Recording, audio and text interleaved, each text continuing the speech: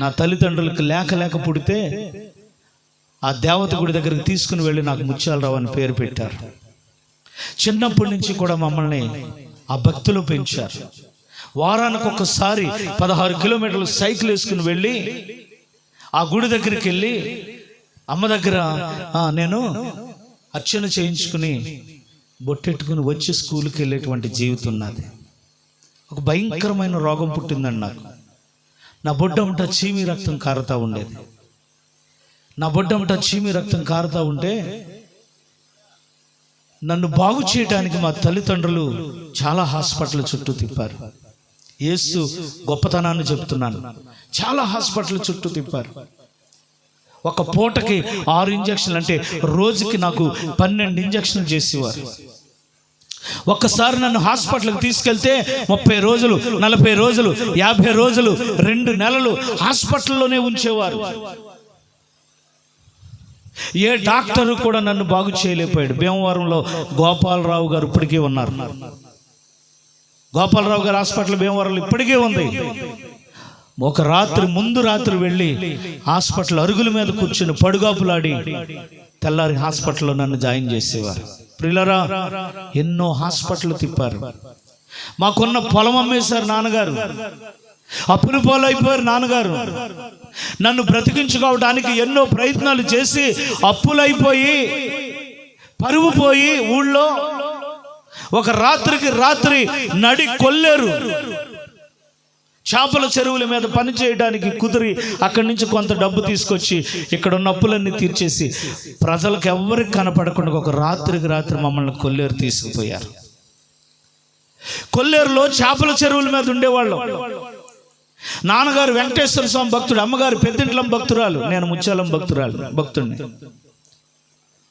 ప్రియమైన వారలారా, అమ్మగారు ఎప్పుడైతే మేము కొల్లేరు వెళ్ళామో, మేము ఏ చెరువుల మీద అయితే ఉంటున్నామో 150 ఎకరాల చెరువులు, ఆ మధ్యలో ఓ 15 అడుగులు ఎత్తు ఒక మట్టి విగ్రహం ఉండేది, పెద్దింట్ల అమ్మవారి విగ్రహం.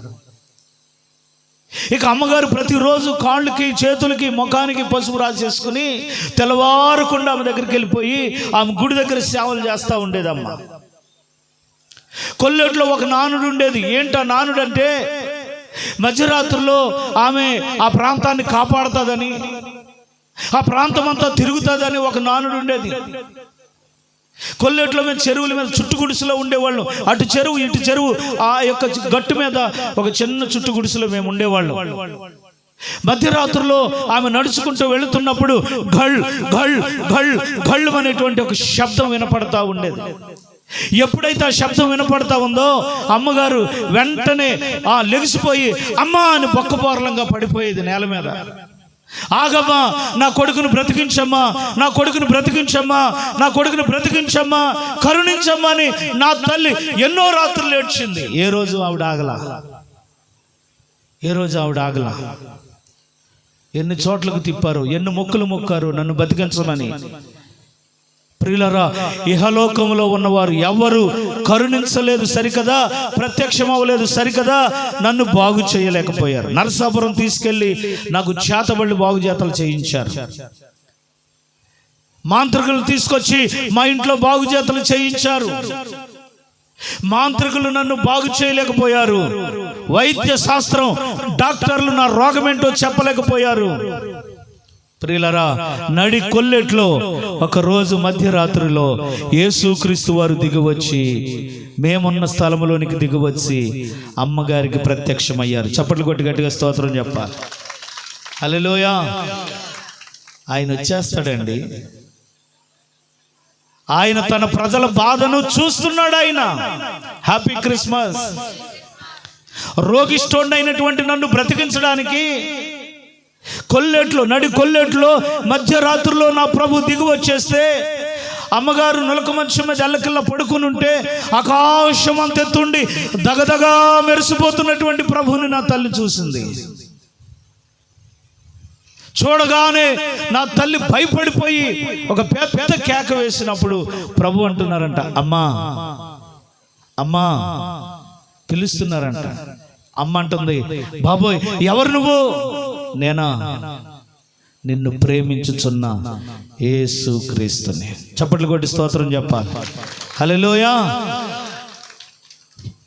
యేసు క్రీస్తునని చెప్పగానే అమ్మ తుళ్ళి పడిపోయి, యేసా ఎందుకు వచ్చావు, నువ్వెందుకు వచ్చావు, ఎప్పుడు నీ పేరెట్టి మొక్కలేదు, నీ పేరు మేము తలవలేదు, చెయ్యెత్తి నీకు మొక్కలేదు, ఎందుకు వచ్చావు, వెళ్ళిపో అని అంటా ఉంటే ప్రభు అంటున్నారంట, అమ్మా నీ కొడుకుని నేను బ్రతికిస్తాను, నీ కొడుకుని నేను బాగు చేస్తాను. బలో క్రీస్తు మహారాజుకే. ఆ వ్యక్తిని ఎవరో తెలుసా? నేనే. దేవునికి స్తోత్రం. వాళ్ళు దేవుడు, వీళ్ళ దేవుడు, వీళ్ళ దేవుడు అని పాకుళ్ళాడుతూ తిరుగుతున్నటువంటి నేను బ్రతకటం ఆయనకి ఇష్టమయ్యి పరలోకములో నుండి నడి కొల్లెట్లోకి, ఏమండి ఎందుకు పనికిరాని మా ఇంటి దగ్గరికి యేసయ్య దిగి వచ్చేసాడు. బలో క్రీస్తు మహారాజుకే, బలో క్రీస్తు మహారాజుకే, బలో క్రీస్తు మహారాజుకే. అమ్మా వెంటనే మా అమ్మగారు, వద్దు, మా దేవతలు మాకున్నారు, మా దేవుళ్ళు మాకున్నారు, నువ్వు వద్దు, వెళ్ళిపో వెళ్ళిపో అంటుంటే, అమ్మా నా చేయి పట్టుకో, నీ కొడుకుని నేను బాగు చేస్తాను, బ్రతికిస్తానని ప్రభు మాట్లాడుతుంటే యేసు ప్రభు వెళ్ళట్లేదని మా అమ్మ మంచం మీద నుంచి లెగిసిపోయి పరిగెత్తుకెళ్ళిపోతుందండి. ఇటు నీరు మధ్యలో గట్టంట పరిగెత్తుకుపోతా ఉంది. ఎప్పుడైతే అమ్మ పరిగెత్తుకుపోతుందో మా నాన్నగారు వెనకాల లెగిసి పెద్దింట్లో అని మా నాన్న పరిగెత్తుకుపోతున్నాడు. మా నాన్న పరిగెత్తుకుపోతుంటే నేను లెగిసి మా నాన్న వెనకాల నేను పరిగెత్తుకుపోతున్నాను. నా వెనకాల మా పెద్ద తమ్ముడు రామారావు ఆడు పరిగెత్తుకొచ్చేస్తున్నాడు. ఆడు వెనకాల ఇంకొకడు ఉన్నాడు నాగేశ్వరరావు, వాడి పేరు, ఆడు పరిగెత్తుకొచ్చేస్తున్నాడు. మొత్తం చెరువుగొట్టంట పరిగెత్తుకుపోతున్నాం మధ్యరాత్రిలో.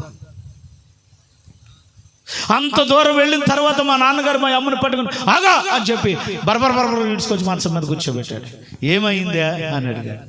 బాబోయ్ యేసు ప్రభు అంటయ్యా దగదగా మెరిసిపోతున్నాడయ్యా, ఆకాశం అంత ఎత్తున్నాడయ్యా అని మా అమ్మ చెప్తా ఉంది.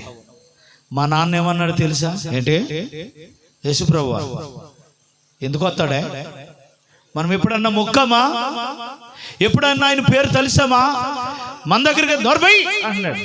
లేదయ్యా నేను ఆ ప్రభువుని చూశానయ్యా, ఆయనతో మాట్లాడానయ్యా, నాతో మాట్లాడుతున్నాడయ్యా. మా నాన్న అంటాడు, ఇంకొకసారి యేసుప్రభు అన్నట్టు కొబ్బరిగా మిరిగిపోద్ది అన్నాడు. అమ్మ మీకు అర్థమవుతుందమ్మా? అమ్మా రెండు చేతులు పైకి స్తోత్రం చెప్పండి. హల్లెలూయా. కొబ్బరిగా మిరిగిపోద్ది అన్నాడు. మా అమ్మ అంది, బాబాయ్ ముందు నాకు మంచినీళ్ళు పట్టురమ్మంది.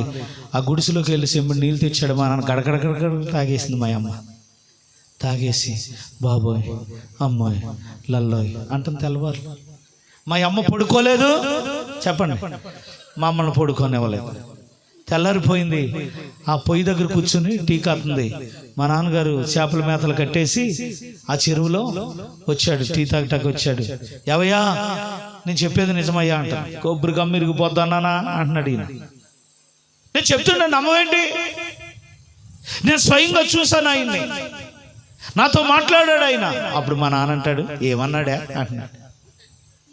ఏమన్నాడే అంటే అప్పుడు మా అమ్మ అంటది, పెద్దోడినంట స్వస్థపరుస్తాడంట, బతికేస్తాడంట. చచ్చా ఊరిక గుళ్ళోకి వెళ్ళి వాళ్ళు కనపడతలేదు కానీ గుడిసెలో ఉన్న వాళ్ళ దగ్గరికి వచ్చాడా, నోరుమి అన్నాడు మా నాన్న. వీళ్ళిద్దరు మాటలు విని మా అమ్మ మా నాన్న తిప్పని గుడి లేదు, ఏమండి మాకు అత్త మాటలు ఏ గుండు బోడిగుండే, కనీసం ఆయనన్నా స్వస్థపరుస్తాడేమో, మా అమ్మ కనపడ్డాడని అంటుంది కదా అని దొంగచాటుగా మా ఫ్యామిలీలో మొట్టమొదటగా ప్రార్థనకి వెళ్ళిన వ్యక్తినండి నేను, మా ఫ్యామిలీలన్నింటిలో కూడా. హల్లెలూయా. మా అమ్మతో మాట్లాడాడు కదా యేసు ప్రభు, స్వస్థపరుస్తాడు. ఎందుకు నేను ప్రార్థనకి వెళ్ళవలసి వచ్చిందంటే మా నాన్న విసిగిపోయాడు నా విషయంలో. పొలం పోయింది, పరువు పోయింది, ఉన్న ఊరు వదిలేశారు, కొల్లేరు వెళ్ళిపోయారు. నాన్నకి ఇసుకొచ్చేస్తుంది. ఏమన్నాడు తెలుసా, ఒరే నువ్వు చచ్చిపోతే 4 రోజులు ఏడిసి మర్చిపోదుం రా, ఇంకా 2 కొడుకులు ఉన్నారు, హ్యాపీగా బతికేదు మేము, పొలం పోపోయిను, పరువు పోపోయిను, ఊరు వదలకపోతాం, నీ వల్ల ఇదంతా చిచి నీ ముఖం నాకు చూపించుకొని వాడండి మా నాన్నగారు. ఎంత ప్రేమించాడో అంత చేదరించడం మొదలుపెట్టాడు. నాకు మా నాన్న అంటే భయం. మా నాన్న ఇంట్లోకి వస్తే నేను బయటకు వెళ్ళిపోయేవాడిని, మా నాన్న బయటకు వెళ్ళిన తర్వాత ఇంట్లోకి వచ్చేవాడిని. అందుకే ఆ యేసు ప్రభువును స్వస్థపరుస్తాడేమని దొంగసాటుగా ప్రార్థనకి వెళ్ళటం ప్రారంభించారు.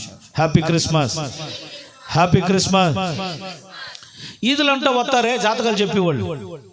అలాంటి వాడికి మా అమ్మ చెయ్యిచ్చి జాతకం చూపించుకుంటే ఆడన్నాడంట, మీ అబ్బాయి పుట్టుడు రోగంతో ఉన్నాడు కదా, పెళ్లి చేస్తే తగ్గిపోద్ది అన్నాడంట. అసలు రోగానికి పెళ్లికి సంబంధం ఉందంటారా? పెళ్లి చేస్తే తగ్గిపోద్ది అన్నాడంట. ఇక మా అమ్మ మా నాన్న సంబంధాలు చూడటం మొదలెట్టారు. ఎవరికి? రేపు మాపు చచ్చిపోయి నాకు సంబంధాలు చూడటం మొదలెడితే వెళ్తాం, పిల్లని చూద్దాం. వచ్చేటప్పటికి ఈ ఊళ్ళో రాజీవ్ గాంధీ బొమ్మ ఉంటాయి కదండి, మీ ఊళ్ళో లేవా? రాజకీయ నాయకులు చచ్చిపోయిన వాళ్ళు బొమ్మలు పెడతారు కదా అక్కడక్కడ. వాళ్ళు అంటారు, ఇదిగో ఇటే వెళ్ళాలి నువ్వు అని చూపిస్తూ ఉంటారు, ఇలా చూపిస్తూ ఉంటారు. ఇక ఆ బొమ్మ దగ్గరికి వచ్చి అప్పటికి మా ఊరోళ్ళు, ఎవరింటికి వెళ్తున్నారండి? ఆగం కదా, కొత్త వాళ్ళు కనపడితే ఆగుతారా? ఎవరింటికి వెళ్తున్నారండి? కుటుంబరావు గారింటికి. వాళ్ళ అబ్బాయికి సంబంధం. ఆడా చచ్చిపోతాడు కదా, ఇంకంతేనండి. ఆ బొమ్మే ఆనమాలు అక్కడి నుంచి అక్కడికి వెనక్కి వెళ్ళిపోయి, మేమేమో గ్లాసుల్లో నీళ్ళు వేసేసి స్వీటు ఆటు అంతా రెడీ చేసి కూర్చుంటే ఉత్తితే ఒక్కళ్ళు వచ్చేవాళ్ళు కాదు బయట. మా ఊరోళ్ళు అంత మంచోళ్ళు. అమ్మ నాకు పెళ్ళి అవ్వకుండా చేశారు వాళ్ళు. బలో క్రీస్తు మహారాజుకి హల్లెలూయా. ఇక ఏమనుకున్నాడో మా అమ్మ అన్నగారు, మా మేనమామ ఏమనుకున్నాడో, సర్లే పెళ్లి చేస్తే పిల్లోడు బతుకుతాడు అంటున్నారు కదా, ఆడు బతికితే అంతే చాలు, నా పిల్లని ఇచ్చేస్తానని ఈవిడిని ఇచ్చి చేసేసారండి నాకు. నేనేమో తెలుపు, ఆవిడేమో నలుపు. అసలు తెలుపు నలుపు కూడా కాదు, పెళ్ళి అవుతుమే గొప్ప, పిల్లనెత్తమే గొప్ప. కట్నం కూడా లేదు, రూపాయి కట్నం. అయ్యో ఏంటి మరి అలాగే జరిగింది నాకు. నువ్వు బాధపడితే ప్రయోజనం ఏంటమ్మ? ఇప్పుడా 30 సంవత్సరాలు అయిందా పెళ్ళి? ఇప్పుడు బాధపడితే ప్రయోజనం పెట్టి చచ్చిపోయారు వాళ్ళిద్దరు, అత్తగారు బాగారు వెళ్ళిపోయారు. కట్నం అడుగుదామన్న. Happy Christmas. ప్రియమైన దేవుని పిల్లలారా, మొత్తానికి పెళ్లి చేశారు. పెళ్లి చేస్తే జబ్బు ఎందుకు తగ్గింది? జబ్బు తగ్గలా. నాకు ఇంకా కష్టమైంది ఏంటో తెలుసా? ఇది వరకు టైం పెట్టుకుని తిట్టేవాడు మా నాన్న, ఇప్పుడు 2 సార్లు డబల్ తిడుతున్నాడు. ఎందుకో తెలుసా? మా ఆవిడ కూడా కూడెడుతున్నారు వాళ్ళే. ఒరే ఇప్పుడు దాకా నిన్ను పెంచాం, ఇప్పుడు మీ ఆవిడ నేను పెంచమన్నానా? నేను చేయమన్నానా పెళ్ళి? స్తోత్రం చెప్పండి. ఒక పక్కన రోగం, ఒక పక్క మా నాన్న తిట్లు. ఆ యేసు ప్రభు బతికిద్దరు దొంగసాటుగా ప్రార్థనకి వెళ్తున్నాను నేను. నా అదృష్టం ఏంటో చెప్పనా? పెళ్ళి అవ్వకముందు నుంచే ఈ అమ్మాయి ప్రార్థనకి వెళ్ళేదండి. చప్పట్లు కొట్టి స్తోత్రం చెప్పండి. హల్లెలూయా. పెళ్ళి అవ్వకముందే బాప్తిసం తీసుకుంది, పెళ్ళి అవ్వకముందే పరిశుద్ధాత్మను పొందుకుంది, పెళ్ళి అవ్వకముందే దర్శన వరం, భాషల వరం, ఏమండి దేవుని కృపావరాలు పొందుకుందండి. దేవునికి మహిమ కలుగును గాక. నల్లదైతే అయింది కానీ ఏంటి, బ్లాక్గా ఉంటే ఉంది కానీ భక్తిలో మాత్రం మంచి పిల్ల. చప్పట్లు కొట్టి స్తోత్రం చెప్పండి. హల్లెలూయా, హల్లెలూయా. ఇక చూడండి, నేను మా ఆవిడ ఇద్దరం వెళ్తున్నాం రాత్రులు ప్రార్థనకి. ఎప్పుడైతే మేము ప్రార్థనకి వెళ్ళామో మా నాన్న తలుపుకి గడెట్టేసి అడ్డంగా మడత మంచం వేసుకుని పడుకునేవాడు. ఆ రాత్రి మేము బయట కూర్చుని బాధపడతామే. Happy Christmas. ఇలా జరిగేది ప్రియులరా. ఇలాగే క్రిస్టోఫర్ గారు లేక మా ఊరు పాస్టర్ గారు వచ్చారు. ఆత్మీయమైన దైవజనుడు వచ్చాడు. ఎక్కడ పడితే అక్కడ సంఘానికి వెళ్ళిపోతాం కాదు. ఏమండి, నువ్వు వెళ్ళేటువంటి సంఘం ఆత్మీయమైందో కాదో తెలుసుకోవాలి. Happy Christmas. మా ఊరు పాస్టర్ గారు వచ్చారు. ఆ పాస్టర్ గారు వీధిలో కూటం పెడితే నేను ప్రార్థనకి వెళ్ళాను. ఆ వెనకాల ఒక 70 మందిలో వెనకాల ఉన్నాను నేను. ఆ వెనకాలంటే ప్రభునందటువంటి ప్రియమైనటువంటి వారులరా, మీరు గమనించవలసినటువంటి ఆ విషయం ఏంటంటే, మీరు ఆలోచించండి. ఆ పాస్టర్ గారు వాక్యం చెప్తూ నా మీద చూపు పడింది. ఆ ఇంటోళ్ళని పిలిచి అన్నాడు, ఆ కలర్ సొక్క వేసుకున్న అబ్బాయి ఎవరు? మా బంధువులేండి, ఒకసారి పిలవండి. ఆయన నన్ను పిలిచి అన్నాడు, బాబు నువ్వేం చేస్తావు? నేను టైలరింగ్ చేస్తానండి. రాబోయే రోజుల్లో నువ్వు దేవుని సేవ చేస్తావు అన్నారు. హల్లెలూయా. నువ్వు టైలరింగ్ చెయ్యు, దేవుడు నీతో మాట్లాడతాడు, దేవుని సేవ చేస్తావన్నాడు. ఎలా ఉంటారు చెప్పండి? ఎలా ఉంటారు చెప్పండి? సేవకులు అంటే ఎలా ఉంటారు? ఇదిగో ఎలా ఉంటారు, అదిగో అలా ఉంటారు. స్తోత్రం చెప్పండి. తెల్ల బట్టలు చెప్పరా, నల్ల బండి. ఏమా పాస్టర్ గారు ఎలా ఉంటారు? అంతేనా? నిండుకొండలాగా ఉంటారు కదా. లోపల బెజ్జల బండి ఉన్నా సరే పైన తెల్ల బట్టలు ఉంటాయి. స్తోత్రం చెప్పండి. ఎప్పుడు బండి మీద తిరుగుతూనే ఉంటాడు. బండి రిజర్వ్లో ఉంటుంది. మీకు తెలవదు, అది బండే కనపడుతూ ఉంటుంది. పైన తెల్ల సొక్కాయ కనపడుతుంది, లోకల్ బెజ్జల బండి ఉంటుంది. మీకు తెలవదు అది. ఏమండి? Happy Christmas. నిజమండి. ఇప్పుడు వాళ్ళు చాలా మంది సేవకు రావడానికి గల కారణం ఏంటో తెలుసా? పాస్టర్లను చూసే. పాస్టర్ అయితే ఇలా ఉంటుంది కామోస్ అనుకుంటున్నారు చాలా మంది. నేను చెప్తున్నాను, సేవ అంటే అంత ఈజీ ఏమీ కాదు. బలో క్రీస్తు మహారాజుకే. మా పాస్టర్ గారు అన్నారు, రాబోయే రోజుల్లో నువ్వు సేవ చేస్తావంటే అలాగండి అలాగండి అంటున్నాను, కానీ లోపల డ్యాన్స్ వేసేస్తున్నాను. పాస్టర్లు అయిపోతానంటే ఇక చూసుకో ఇక అనుకుంటున్నాను లోపలక. ఆఖరణ మాట అన్నాడు ఆయన. ఏమన్నాడు తెలుసా? దేవుడు నీతో మాట్లాడాలంటే నీలో ఉన్న చెడు అలవాట్లు వదిలేసుకో అన్నాడు. యవనస్తులారా, దేవుని బిడ్డలారా, నాలో ఉన్న చెడు అలవాట్లు వదిలేసుకోమన్నారు. దేవునికి స్తోత్రం. ఇదే కొంచెం కష్టం అనిపించింది నాకు. మూడు అలవాట్లు ఉండే, ముచ్చటగా 3 చెడు అలవాట్లు ఉండే. ఏంటో తెలుసా? ఒకటి, సినిమాలు ఎక్కువ చూసేవాడు. ఒక్క సినిమాని 13 నుంచి 15 రోజులు చూసేవాడిని వరుసగా. మనం జబ్బులు కొంటోళ్ళం కదా, పనికి వెళ్ళం కదా. ఏమండి? ప్రతిరోజు వెళ్ళిన సినిమాకే వెళ్ళేవాడిని. ఆ రోజుల్లో చిరంజీవి ఫ్యాన్స్. ఆయన అలా దూతే నేను అలా దూవాను. అందుకే ఏం మిగలలేదు ఇక్కడ, అయిపోయింది. దేవునికి స్తోత్రం. ఏమండి? ఆ రోజుల్లో ఆయన ఫ్యాన్స్ అనమాట. ఆయన ఎలా చేస్తే అలాగా, ఆయన ఎలా దూవితే అలాగా. జుట్టు ఊడిపోయింది, నాకు అన్న విగ్గన్న కొని పెడతాడా ఆయన?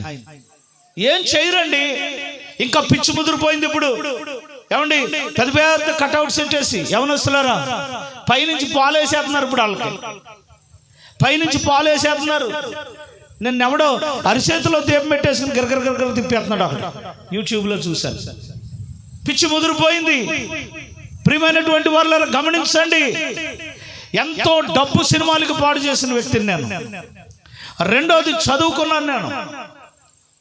చదువుకున్నాను ఏలూరు సత్రంపాడులో చదువుకున్నాను. ఆ రోజుల్లో నాన్నగారు వాళ్ళు చదివించలేక రేడియో అండ్ టీవీ మెకానికల్ చదివాను నేను. చదువుకున్నాను కనుక ఆడపిల్లలను ఏడిపించేవాడిని. పాడు చేయలేదు కానీ ఏడిపించేవాడిని. ఇది రెండో తప్పు. మూడోది ఏంటో తెలుసా? పేకాట ఆడేవాడిని. మనం ఎలాగో పనికి వెళ్తలేదు కానీ పేకాట ఆడే వాళ్ళ దగ్గర కూర్చుని పేకాట నేర్చుకుని పేకాట ఆడుతూ మొదలెట్టాను. మీరు గమనించండి, ఈ 3 చెడు అలవాట్లు ఉన్నాయి. ఇప్పుడు పాస్టర్ గారు అన్నారు, దేవుడు నీతో మాట్లాడాలంటే ఆ అలవాట్లు వదిలేసుకోమన్నారు. అలాగే పాస్టర్ గారు అండి అన్నాను, ప్రార్థన చేసి ఆయన వెళ్ళిపోయాడు. తెల్లారు మా ఆవిడతో అంటున్నాను, సినిమాకి వెళ్ళొస్తానన్నాను. ఇదేంటి రాత్రే కదా వెళ్ళనన్నావు అన్న. అలా కదే, ఆఖరి సినిమా నిజమే. ఈ పిప్పర్ రోడ్లో ఉన్నటువంటి తాడేపల్లిగూడ ఒక థియేటర్లో రాయలింగ చిత్రమందిరం అనే ఒక సినిమా హాల్ ఉండేది. అక్కడికి వెళ్ళాను. ప్రేమ పౌరాల సినిమా చూసి చాలాసార్లు చూశాను, మళ్ళీ చూసి బయటకు వచ్చేసాను. మెయిన్ రోడ్డు మీదకి వచ్చేసి సినిమా హాల్ ఇలా కనబడుతుంది. సినిమా హాలా, నేను యేసు ప్రభు దగ్గరికి వెళ్ళిపోతున్నాను, ఇంక నీ దగ్గరికి రాను, టాటా అని చెప్పొచ్చేసాను. మనసులో నిర్ణయించుకున్నాను, ప్రభువా ఈ రోజు నుంచి నేను సినిమాలు చూడను. బలో క్రీస్తు మహారాజుకే. రెండవది, అమ్మాయిని నేర్పించడం. మోకరించాను, ప్రార్థన చేసుకున్నాను, ప్రభువా ఈ రోజు నుంచి నాకంటే పెద్ద అమ్మాయి కనపడితే అక్క, నాకంటే చిన్న అమ్మాయి కనపడితే చెల్లి, నాయన ఇంకెవరిని ఏమన్నా ప్రభువా అని మనసులో నిర్ణయం తీసుకుని చాలా ఈజీగా మానేశాను. నేను అల్లరి పనులు చాలా ఈజీగా మానేశాను. మూడోది ఏంటో తెలుసా? పేకాట మానలేకపోతున్నాను. పేకాట ఆడేవాళ్ళకి సిగ్గుండదండి. మేమండి మా ఊరు శ్మశానంలో ఆడేవాళ్ళు పేకాట. ఆడవాళ్ళు నీళ్లు మోసుకుంటుంటే ఆ రోడ్ల మీద ఆడేవాళ్ళం. ప్రభునందు ప్రియులరా, ఈ 2 అలవాట్లు వదిలేసుకున్నాను. చర్చికి వెళ్తున్నాను దొంగసాటుగా, ఈ 2 అలవాట్లు వదులుకున్నాను. పేకాట వదులుకోలేకపోతున్నాను. అసలు ఈ పేకాట అలవాటు ఎలా వచ్చింది తెలుసా? మా నాన్న బట్టి వచ్చింది. ఆయనే పెద్ద పేకాట రాయుడు. అందుకే ఆయన పెద్దోళ్ళతో ఆడితే నేను కుర్రోళ్ళతో ఆడేవాడు. ప్రియులారా గమనించండి, ఒకరోజు పేకాట ఆడటానికి 6 కావాలి. వాళ్ళు 3 ఉన్నారు. కుర్రోళ్ళు మేము 3 ఉన్నాం. మమ్మల్ని పిలిచారు, వస్తామని చెప్పాం. వెళ్ళాం, ఒక గదిలో సిట్టింగ్ వేశారు. తీరా తలుపు తీసుకుని లోపల అడిగెట్టేసరికి మా నాన్న కూర్చుని ఉన్నాడు ప్యాకెట్లో. మా నాన్న ఉన్నాడు లోపల. ఇప్పుడు నేనేం చేయాలో అర్థం అవట్లేదు. బయట ఉన్న కాలు లోపల వేద్దామా అంటే మా నాన్న ఊరుకోడేమో. సరే లోపల వేసిన కాలు బయట ఎట్టుకుని వెళ్ళిపోదామంటే అది మానలేం, ప్యాకెట్ అది. ఇక మా నాన్న ఏం చేశాడు తెలుసా? ఇలా కూర్చున్నవాడు ఇలా చూసి ఇలాగన్నాడు. నాకు ఎలాగ అనిపించింది తెలుసా? వెల్కమ్ అన్నట్టు అనిపించింది. వచ్చే అన్నట్టుగా అనిపించింది నాకు. తలకాయ దించేసుకున్నాడు, ఏమనలేదు. భలేగా అనలేదు కదా అని చెప్పేసి రెండో కాలు కూడా లోపలేసేసి వెళ్ళిపోయాను. ప్యాకెట్ ఆడేసి ఒక రౌండ్ అంతా అయిపోయింది. నేనే ఆ విజయం పొందాను. అందరు డబ్బులు నాకే వచ్చేసింది. ప్యాకెట్లో ఎచ్చు స్విచ్ అనే కార్యక్రమం ఒకటి ఉంటుంది, మా మగవాళ్ళకి తెలిసి బెదర్స్కి. నేనేమో ఎచ్చు వచ్చాను, మా నాన్నేమో స్విచ్ వచ్చాడు.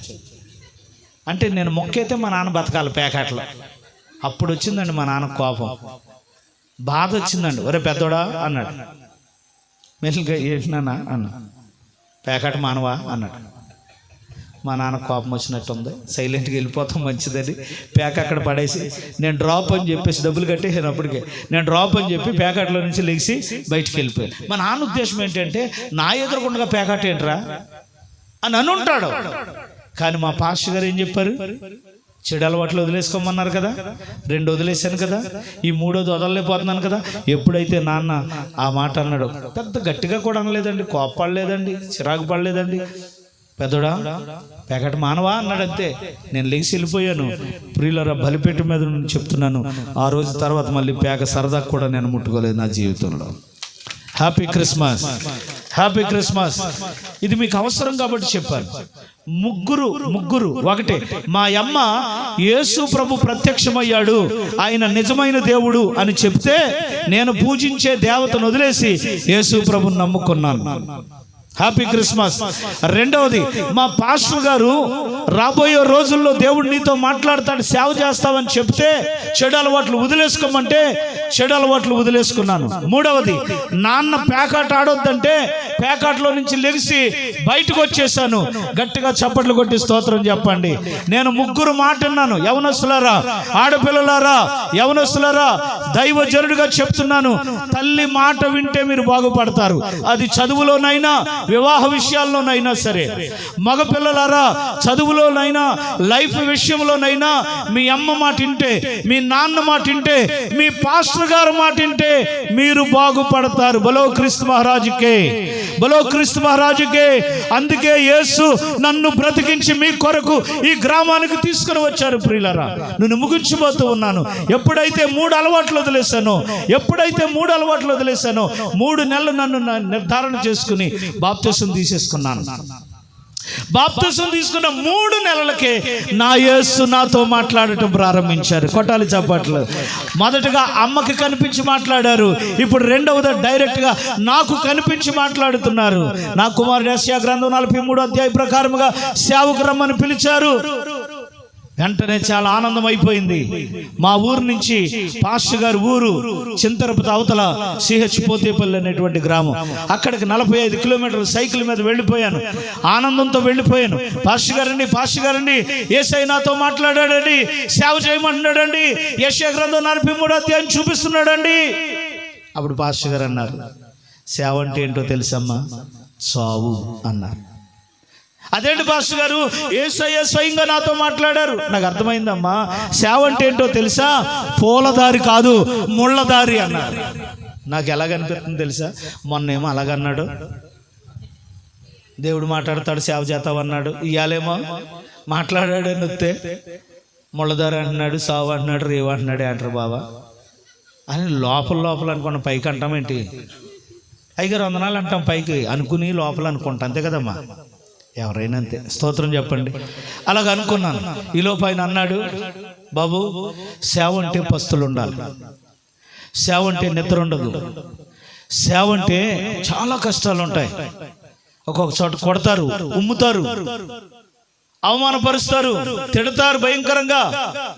ఓ పని చేయి, వెళ్ళి నీ భార్యతో, మీ అమ్మ, మీ నాన్నతో మాట్లాడుకొని అందరూ ఓకే అనుకుంటే అప్పుడు వచ్చి కనబడన్నాడు ఆయన. వెనక్కి వచ్చేసాను, నిరాశగా వెనక్కి వచ్చేసాను.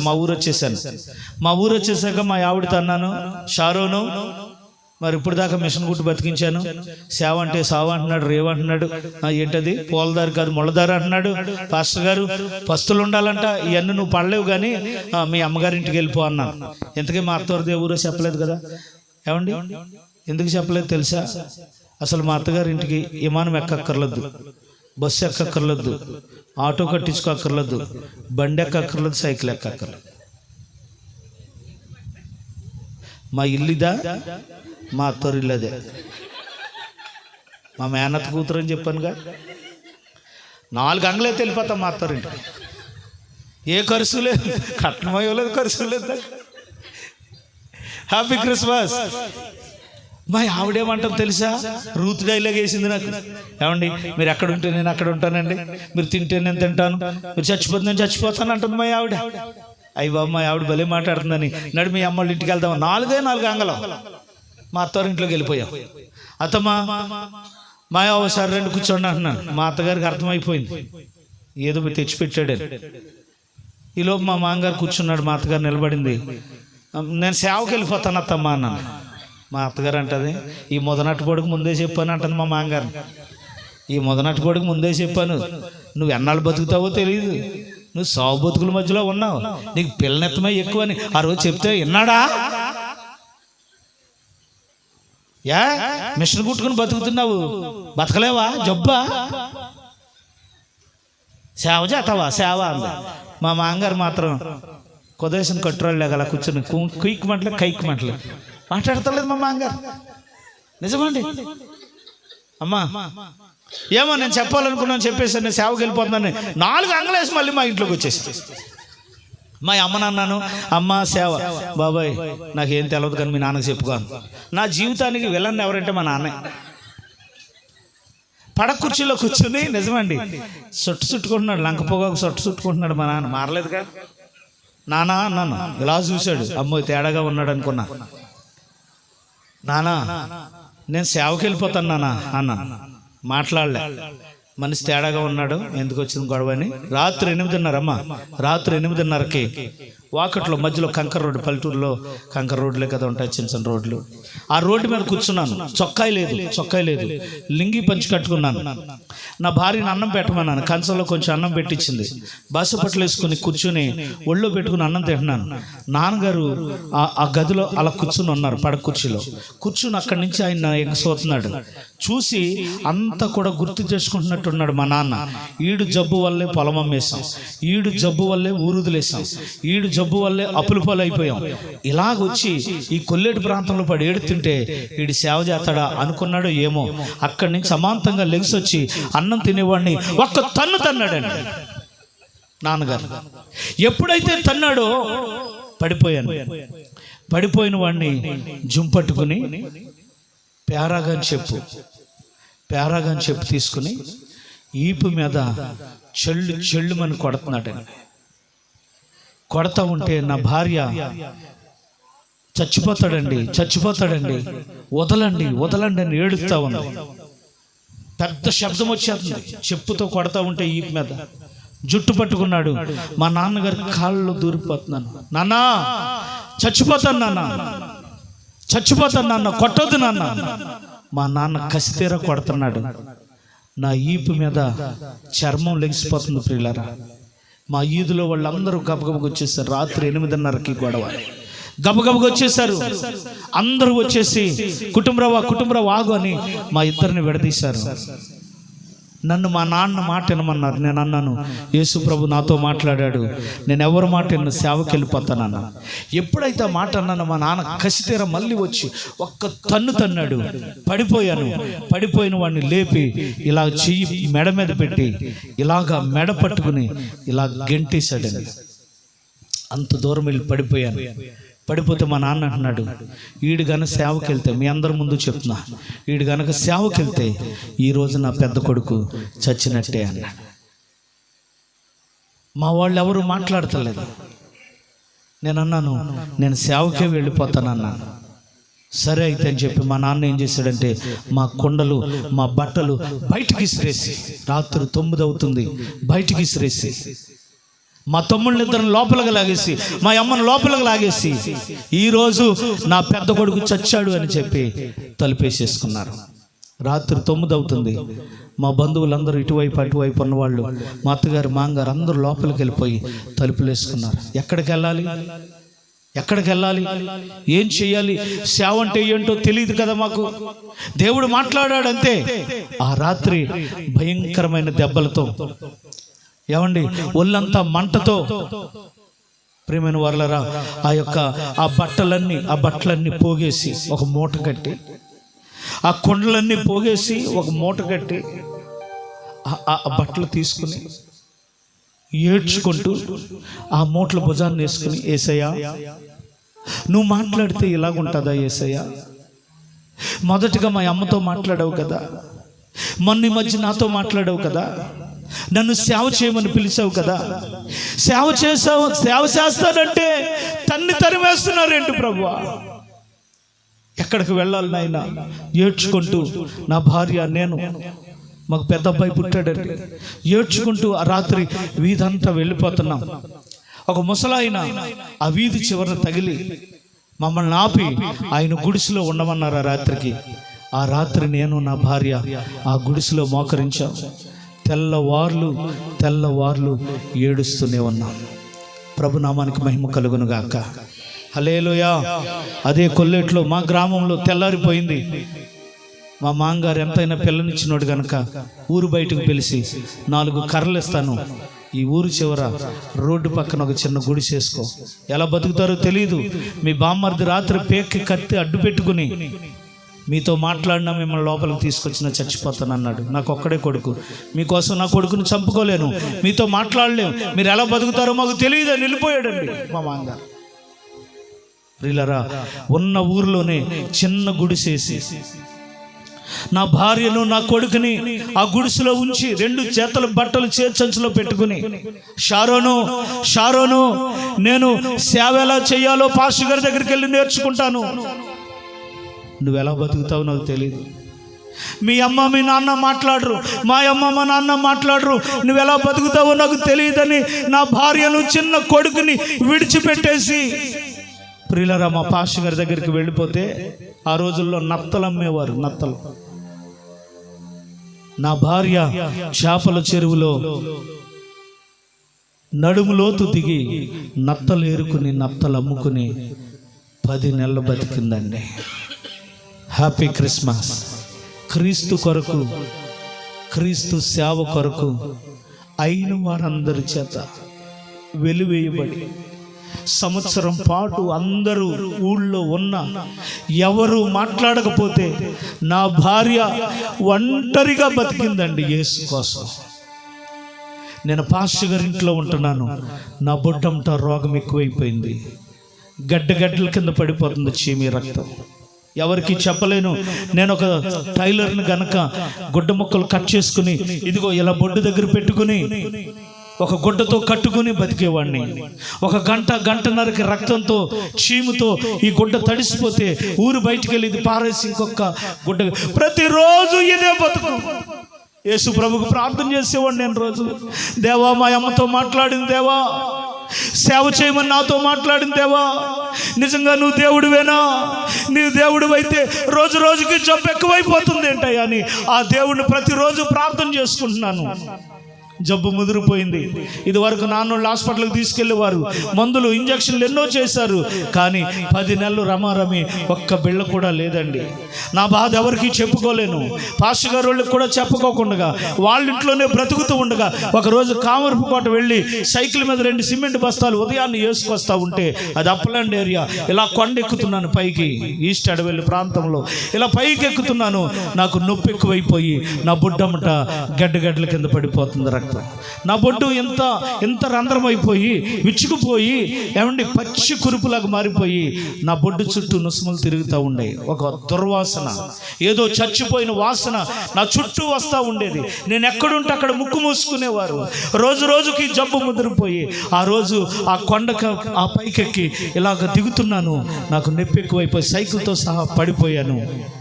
సైకిల్ ఒక వైపుకి నేను ఒక వైపు పడిపోయాను. ఆ రోజు నా దగ్గర ఏమీ లేదు, నేను వేసుకున్నటువంటి సొక్కాయి తీసేసి నా రక్తం అంతా తుడుచుకుంటా నేను ఏడుస్తున్నాను. యేసు ప్రభువా, నాకు చావు దగ్గరికి వచ్చేసింది, నేను చచ్చిపోతాను. నా భార్య ఎలా ఉంటుందో, నా పిల్లోడు ఎలా ఉంటాడో చూసి 10 నెలలు అయింది. అమ్మ నాన్న మాట్లాడరు, ఎవరు మాట్లాడరు మాతో.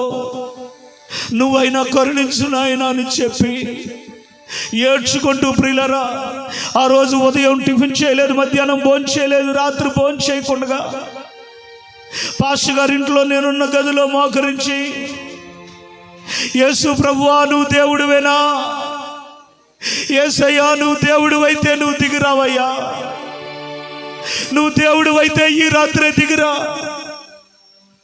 నా జబ్బును తీసేయి ప్రభువా, నన్ను బ్రతికించు నాయన. అమ్మతో చెప్పు, నన్ను బ్రతికిస్తానని అమ్మతో చెప్పు, నన్ను బ్రతికించు ప్రభువా అని నేను ఆ రాత్రంతా మోకాళ్ళ మీద ఉండి ఏడుస్తూనే ఉన్నాను. దేవుడు ఎంత గొప్ప దేవుడో, ఎంత ప్రేమ గల దేవుడో. ప్రియమైన వారలారా గమనించండి, నేను మోకరించినటువంటి ఆ గృహంలోనికి 2 దేవదూతలు దిగొచ్చారు. ప్రియులారా, 2 దేవదూతలు దిగివచ్చారు. 2 దేవదూతలు దిగి వచ్చి, నేను ఇలా మోకాళ్ళ మీద ఉన్నాను, ఇలా మోకాళ్ళ మీద ఉండి తెల్లవార్లు ప్రార్థన చేస్తూనే ఉన్నాను. ఆ 2 దేవదూతలు దిగి వచ్చి నాతో మాట్లాడుతున్నారు. నా కుమారుడా, ఎక్కడ నీ బాధ అని అడుగుతున్నారు. నా బన్నిని పైకి లేపి నా బొడ్డు చూపిస్తూ, అయ్యా ఇదేనండి నా రోగం, 6 సంవత్సరాలండి, 6 సంవత్సరాల నుంచి రోగంతో బతుకుతున్నానండి.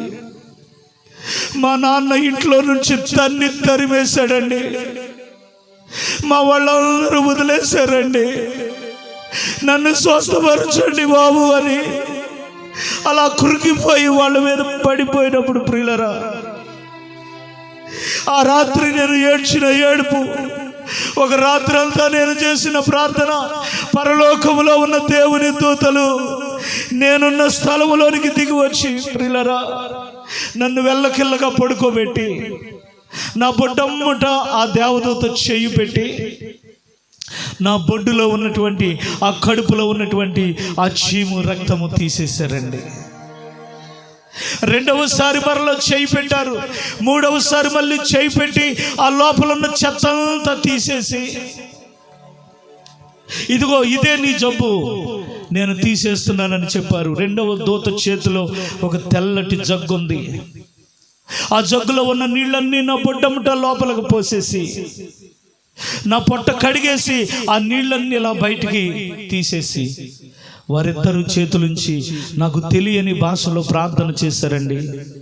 తెలియని భాషలో ప్రార్థన చేసి నాకు 2 మాటలు చెప్పారు. నా కుమారుడా, రోగంలో ఉన్న నిన్ను బాగు చేశావు, ఇక నీకు రోగం లేదు అని చెప్పారు. బలో క్రీస్తు మహారాజుకే, బలో క్రీస్తు మహారాజుకే. నీవు చచ్చే వరకు నా గురించి ప్రకటించుమని చెప్పారని చెప్పి నా చేతికి బైబిల్ ఇచ్చి వారిద్దరు అలా ఎగురుకుంటూ వెళ్ళిపోయారు. వెంటనే పడుకున్నటువంటి నేను లెగిసి ఆ లైట్ స్విచ్ వేసుకుని నా బొడ్డు చూసుకున్నాను. ఎందుకంటే దేవదూత చెయ్యి వెళ్ళిపోయింది నా బొడ్డంట. గమనించండి, నా బొడ్డు యథాప్రకారంగా ఉంది, కానీ కడిగేసిన నీళ్లు తడి మాత్రం నా ఒళ్ళంతా ఉంది. చప్పట్లు కొట్టి దేవుని మహిమపరచుదాం. నాకు అర్థమైపోయింది, యేసయ్యా నువ్వు దేవుడివేనయ్యా. ఎన్ని మొక్కామో, ఎందరికి మొక్కామో, ఎన్ని చోట్లకు తిరిగామో, ఎవరు చెయ్యలేని పని ఒక్క రాత్రి వచ్చి రాని ప్రార్థన చేస్తే నా దగ్గరికి దూతల్ని పంపి నన్ను స్వస్థపరిచావు నాయనా అని చెప్పి కృతజ్ఞతగా నేను ఏడ్చాను. దేవునికి మహిమ కలుగును గాక. హల్లెలూయా. ఆ ప్రార్థన చేస్తున్నప్పుడు దేవుడు నాకు ఒక పాట ఇచ్చాడు. మొట్టమొదటిగా, యేసుని మిల్చిన దైవమున్నదా, యేసే లేకుంటే రక్షణున్నదా,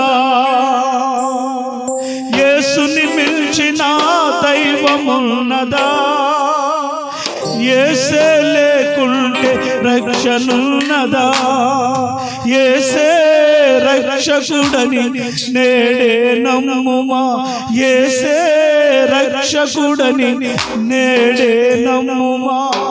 బలో క్రీస్తు మహారాజుకే, బలో క్రీస్తు మహారాజుకే. నేను ముగిస్తూ ఉన్నాను ప్రియులారా. ఈ రాత్రి గమనించండి, ఈ క్రిస్మస్ సందేశంలో ఒక గొప్ప విషయం ఏంటో తెలుసా? ఒక్క రాత్రి చేతకాన్ని నేను ప్రార్థన చేస్తే పరలోకం నుండి దూతలు వచ్చి నన్ను బ్రతికించారు. 29 సంవత్సరాలయ్యింది. ఈ రోజుకి నేను బ్రతికే ఉన్నాను. ఈ రోజు ఇక్కడ, నిన్నొక చోట, రేపొక చోట, ప్రతిరోజు ఒక్కొక్క ఊరు వెళ్ళి ఆయన ఇచ్చినటువంటి ఇదిగో ఈ బైబిల్ చేత పట్టుకుని ఆ యేసు ప్రభు గొప్పతనాన్ని తెలియజేస్తున్నాను. బలో క్రీస్తు మహారాజుకే. ఎప్పటికి 2 లక్షల మందికి పైగా సువార్త ప్రకటించారు. 7 సంఘాలు కట్టి 4 సంఘాలు ఇతర పాస్టర్లకు అప్పగించి 3 సంఘాల్లో సేవ చేస్తున్నాను. దేవుడు నాకు 2 కొడుకులను ఇస్తే 2 కొడుకుల్ని దేవునికి సమర్పించేశాను. 2 కొడుకులు దేవుని సేవ చేస్తున్నారు. చప్పట్లు కొట్టి గట్టిగా స్తోత్రం చెప్పాలి. హల్లెలూయా. యేసు ప్రభుల వారు నన్నొక్కడిని బ్రతికిస్తే కొన్ని 100 మందిని క్రీస్తు కొరకు నేను సంపాదించాను. బలో క్రీస్తు మహారాజుకే. ఈరోజు నేను ప్రకటిస్తున్న యేసు మోషేతో మాట్లాడుతూ ఐగుప్తులో ఉన్న ప్రజలను కానాను నడిపించడానికి పరలోకము నుండి భూమి మీదకి దిగి వచ్చాను అని చెప్పాడు.